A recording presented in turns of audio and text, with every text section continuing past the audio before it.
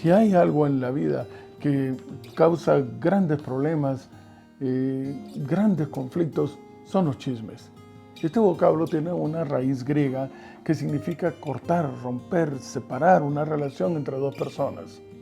En el noviazgo, bien hacemos cuando llegamos al acuerdo con nuestra pareja.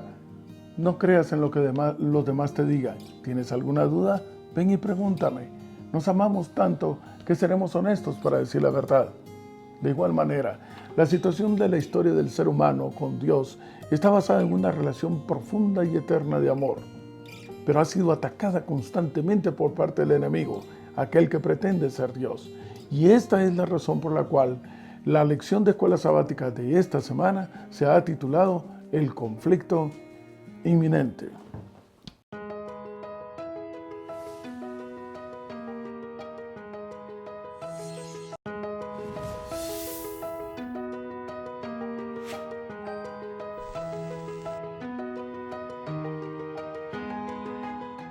Y me encuentro buscando en el Nuevo Testamento, en el libro de Romanos, en el capítulo 8.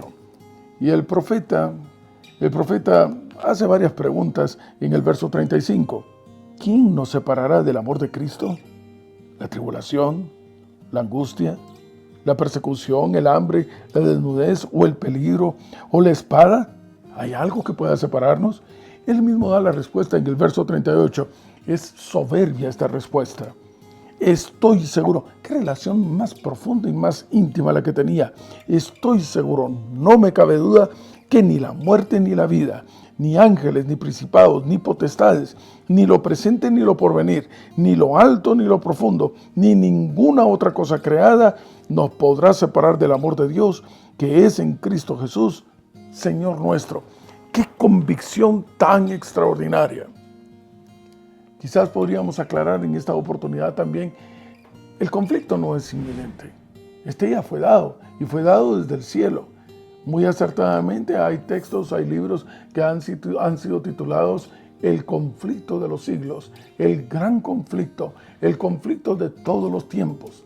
Lo que estamos por estudiar en esta semana es el desenlace de este conflicto, que finalmente termina, por supuesto, al igual que en la pareja de los novios que han logrado salir adelante, terminará en una boda. Así que vayamos a ver este desenlace. Inicia en lo que al ser humano respecta, en Génesis, en el capítulo 3 y el verso 4, esa conversación que nunca debió darse entre el enemigo y la criatura, en este caso Eva. Dice el verso 4, y entonces la serpiente le dijo a la mujer, no moriréis. Yo puedo imaginar esa conversación, ya lo dijimos la vez pasada. Vamos, te dijo eso. Pero no es cierto, te han mentido. Mira, si tú te das cuenta, allí es donde hace debut el chisme por primera vez. Comienza a denigrar en este caso a Dios. El chisme eso hace. No tiene una prueba fehaciente y comienza entonces a desvalorizar a la otra persona. Comienza a hablar, pero lo hace a escondidas, lo hace por detrás. El error es que tú te prestes a escuchar. Pablo se lo decía a la iglesia de Corinto, yo no he venido para escuchar otra cosa que no sea más que a Jesucristo crucificado como nuestra única opción de salvación. Y el enemigo sigue adelante en el verso 5 y le dice, sabe Dios que el día que comáis de él, serán abiertos vuestros ojos y seréis como Dios. El principio de una igualdad que es imposible desde el punto de vista en que Dios solo hay uno y que creador también solo Él, y nosotros las criaturas. En la realidad ha sido el enemigo quien pretendió en verdad ser Dios. Eso es lo que dice Isaías capítulo 14, verso 14. Subiré a las alturas, seré semejante al Altísimo. Y la estrategia sigue siendo la misma hasta el día de hoy, tanto que ha afectado incluso en nuestras congregaciones. Cuando se acercan aquellos que son cizaña con el trigo y comienzan a hablar acerca de otras personas, a denigrarlos. Este principio de separación, el chisme, no tiene un espíritu que viene del Señor, porque el Espíritu de Dios tiende a la unidad. Este tiende a dividir. Y en una iglesia dividida es imposible que haya un derramamiento del poder del Espíritu del Señor. Y eso es lo que dice Hechos en el capítulo 2 como una condicionante para que fuese derramado el Espíritu Santo en el aposento alto. lo que busca realmente es romper esa relación de amor. Así que lo más cercano que pudo llegar el enemigo a tratar de sentirse como Dios es cuando encuentre a un pueblo o a cierta cantidad de personas que le están adorando y que dicen que Él es Dios. Pero esto realmente es un trasfondo de engaño. Engañados aquellos que pretenden ver en una criatura a un Dios, y engañado aquel que, siendo criatura, pretende sentirse por esa razón como un Dios. En Apocalipsis, en el capítulo 14 y el verso 7, hay un mensaje importante que deberíamos de buscar, porque es el mensaje desenlace de los moradores del reino de los cielos hacia los moradores del reino de la tierra. Dice la palabra de Dios en Apocalipsis, estoy en el capítulo 14 y el verso 7. Obedeced a Dios, dadle gloria, porque la hora de su juicio ha llegado. Dará a cada quien lo que le corresponde. Y aquí viene el punto. Y reconoced como Dios, adorad a aquel que hizo el cielo y la tierra, el mar y las fuentes de las aguas. Es un creador. Esta es una característica que el enemigo no puede desarrollar. Entonces entra un invento también extraordinario, el invento de la teoría de la evolución. No puede ser creador, entonces trata de idear figuras fantasiosas que caen por su propio peso, caen en la mentira. Él es padre de mentira. Y posteriormente entonces ataca el segundo principio, que es el de la adoración, pretender ocupar el lugar que le corresponde a Dios. Vamos, mira, no le creas. El desenlace en verdad del conflicto está en el Apocalipsis. ¿Sabes tú que la etimología de la palabra Apocalipsis también en griego es una acción de descubrir? Es algo que está abierto para ser descubierto. Específicamente, yo diría que el mensaje de Apocalipsis está bastante dirigido más hacia los moradores de la tierra, que si es verdad que ya no vivimos nosotros, sino que vive Cristo en nuestro lugar, no nos corresponde, porque nosotros hemos sido llamados a ser moradores del reino de los cielos. Es allá donde fue a hacerse nuestra morada, promesa del Señor. Ahora bien, desde este punto de vista, yo puedo imaginar al enemigo diciéndole entonces a la criatura, vamos, mira, no le creas, mejor vente aquí conmigo. ¿Sabes tú? Hay un gran engaño en donde hay una separación concreta. Dios no pretende ser Dios, ya es Dios. Y aparte de eso, es creador. Y porque Él es eterno y todo lo que sale de Él es para siempre, bendijo y santificó una cita, una relación especial entre tú y Dios. Entre Dios y yo, que fue lo que estudiamos la semana pasada. Así que encontró para esto el último día de la semana. El enemigo entonces hace lo mismo. Él pretende ser Dios porque no lo es. No puede ser creador porque ya fue creado. Pero aparte de eso, busca también entonces tener un día y le dice al ser humano, mira, no importa, aquí estamos en su deficiencia de poder ocupar realmente el lugar que le corresponde a Dios. Comienza a ofrecerte cosas que no tienen sentido. Reunámonos, no importa, cualquier día es bueno, el que mejor te parezca, el que se acomode a tus necesidades, en donde tú tengas tiempo. Y no hay una santidad especial. En primer lugar, santo es imposible que lo sea, porque solamente el Señor es santo. Si vamos entonces, nuestra elección es evidente cuando acudimos a una cita con Él. Es clara porque de acuerdo a la palabra de Dios y al principio divino, Él santificó el día del sábado para que tengamos esa relación íntima. Insistimos una vez más, aquí el punto no gira alrededor de un día. Aquí el punto principal que quiere ser mermado y destruido por el chisme es mi relación de amor especial que debe haber entre Dios y yo. Independientemente de que es ese día, el último día de la semana. Así que mi vida no gira alrededor de ese día, mi vida gira alrededor de Cristo y lo que sucederá en ese día de manera especial. Tengo una cita con el Señor. Esa es la pretensión de querer destruir esa relación, y lo hace que cambiándote el día, que diciéndote, no vayas a la cita que tienes con Él, mira, mejor vente para acá, haz una cita conmigo, trata de ganarte la confianza.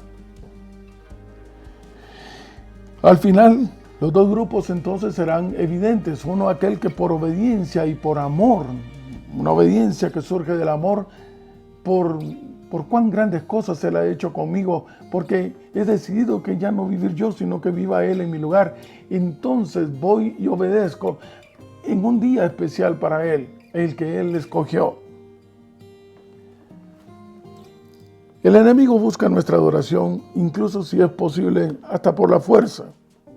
La pregunta es, ¿y cómo nos puede obligar? ¿De qué manera nos puede obligar? Esa es la razón por la cual no te preocupes de qué es lo que va a hacer. No te preocupes si habrá una persecución, si habrá un bloqueo económico. No te preocupes de las cosas que sucederán en este mundo. Total, es cierto, es razonable que haya una cierta incomodidad en la cual quieran dos grupos poder cohabitar. Este no es nuestro mundo. ¿Qué hacemos aquí? Si estamos de paso, es razonable entonces que el mundo nos quiera echar y nosotros nos querramos ir. No busques un espacio en este mundo. No hay lugar para ti. Nuestra morada, nuestra ciudad, nuestro mundo está en otro lugar. No es acá. Y fue preparado por nuestro novio. Así que, ¿de qué manera nos puede obligar? Nos amenaza con la muerte. Toma para ti entonces el texto de Pablo en Romanos capítulo 8. ¿Qué? No se me ocurre qué nos puede separar. No se me ocurre cómo alguien puede romper mi relación íntima con el Señor. No se me ocurre. Es más, lo amo tanto, me ama tanto, que estoy seguro que no hay absolutamente nada que nos pueda separar. Hagamos un breve análisis de cómo sucederán las cosas en contra de los moradores de la tierra. Este se encuentra en Apocalipsis, en el capítulo 13. De alguna forma también ya hemos estado estudiando al respecto. La palabra de Dios dice en Apocalipsis capítulo 13, inicia entonces el profeta a través de una visión que ve en el verso 1 de una bestia. Entendemos entonces, usted puede acercarse con algún miembro de la Iglesia Adventista del Séptimo Día, quien le podrá explicar en detalle lo siguiente.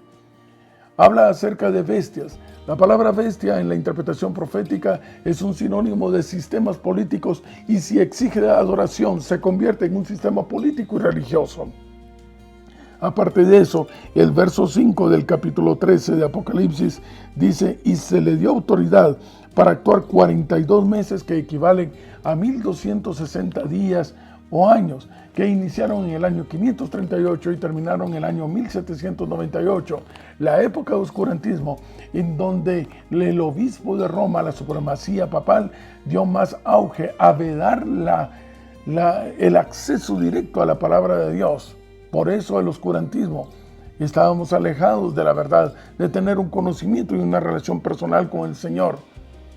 Y se quiso entonces buscar a intercesores, sacerdotes intercesores, cuando el único intercesor entre Dios y yo es Jesucristo. Jesús es su nombre.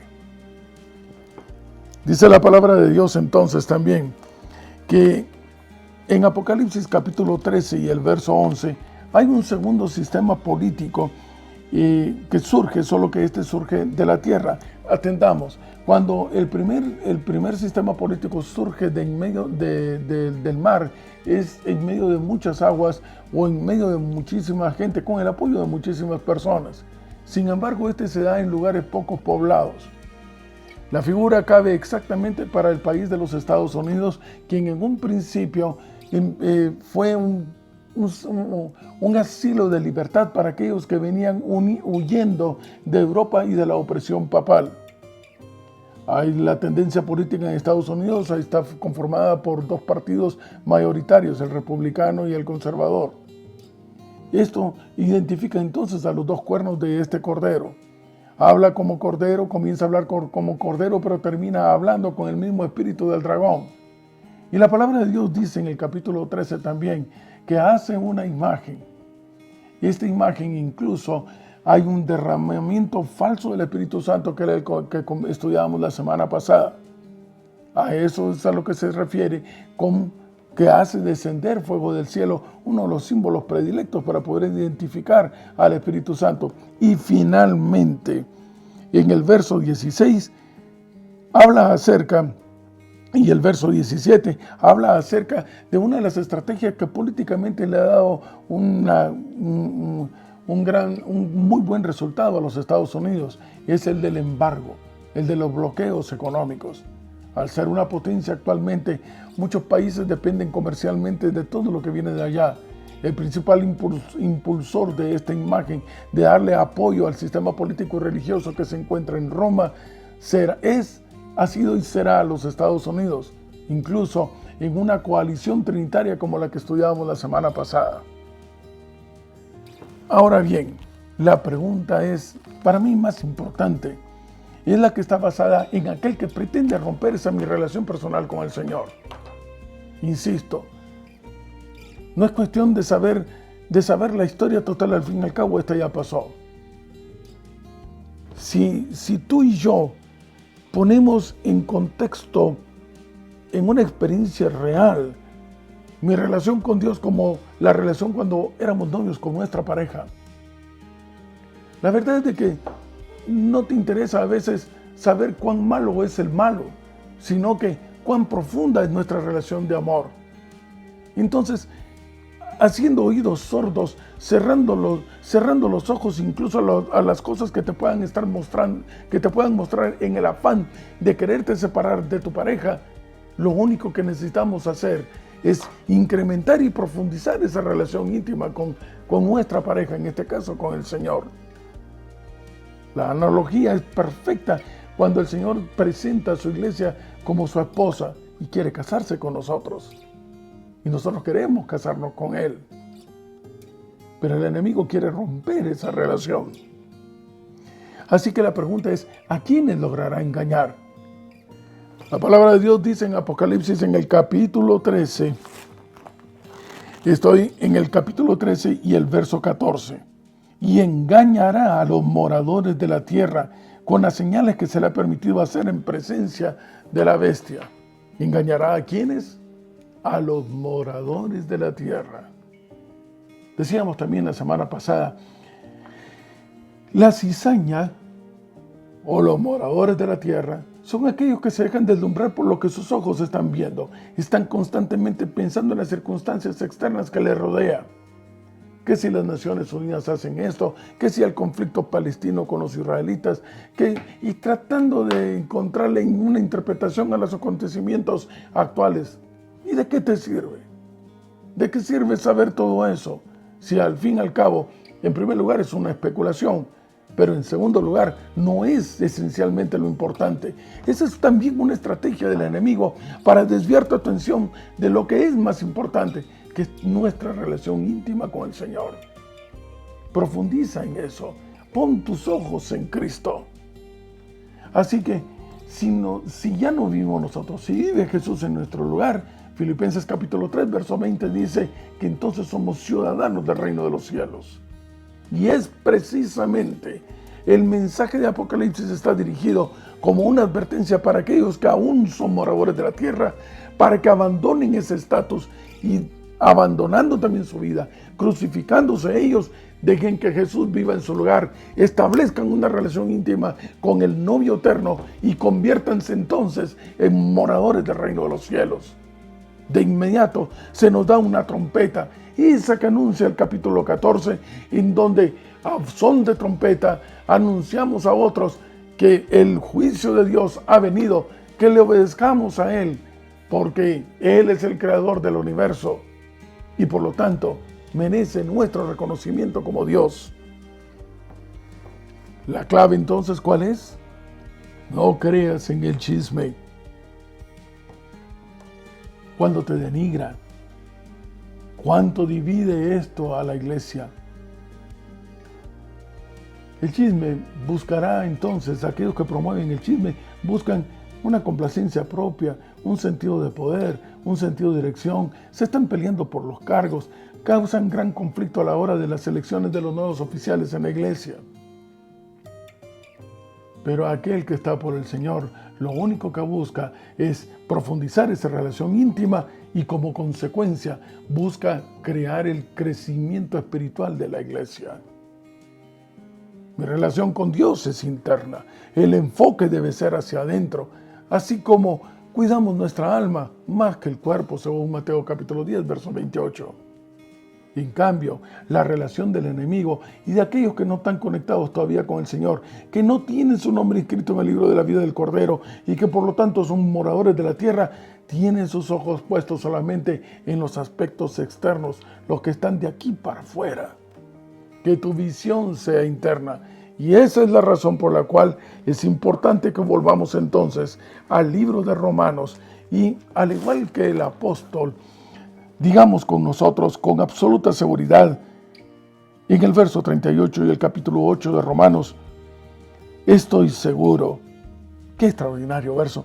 Ni la muerte, ni la vida, ni ángeles, ni principados, ni potestades, ni lo presente, ni lo porvenir, ni lo alto, ni lo profundo, ni ninguna otra cosa creada, ni los puestos en una iglesia, ni aquellos que se acerquen como cizañas a hablarnos mal de nuestro prójimo, que nada de esto pueda separarnos del amor de Dios que es en Cristo Jesús. Y yo quiero hacer un llamado muy especial para aquellos que por alguna razón han salido de la iglesia, han abandonado las filas de este pueblo, porque desafortunadamente instrumentos dirigidos por el enemigo, la cizaña que convive junto con el trigo, les hizo pasar una mala experiencia y los decepcionó de tal manera que entonces ustedes abandonaron las filas de la iglesia. Vamos, si tu conflicto fue ocasionado con una persona, ¿por qué tienes entonces que pelearte con el novio? ¿Por qué tienes que romper una relación con un tercero? Es como que tu conflicto es con alguien, pero te enojas conmigo. ¿Yo qué tengo que ver en el asunto? Regresa al Señor. Cuando estamos conscientes de que no somos moradores de la tierra, entonces es cuando, también con la convicción de Pablo, podemos decir: vamos de regreso a casa. Porque allá el Señor preparó morada para nosotros. Y estamos seguros que nos está esperando. Es más, viene por nosotros para llevarnos. La pregunta es si tú estás listo para poderlo recibir. Si eres parte de aquellos que has decidido, no importa, contra todos los ataques y las acechanzas de este mundo, mantener una relación firme con tu novio hasta el día glorioso en el cual nos casemos con él.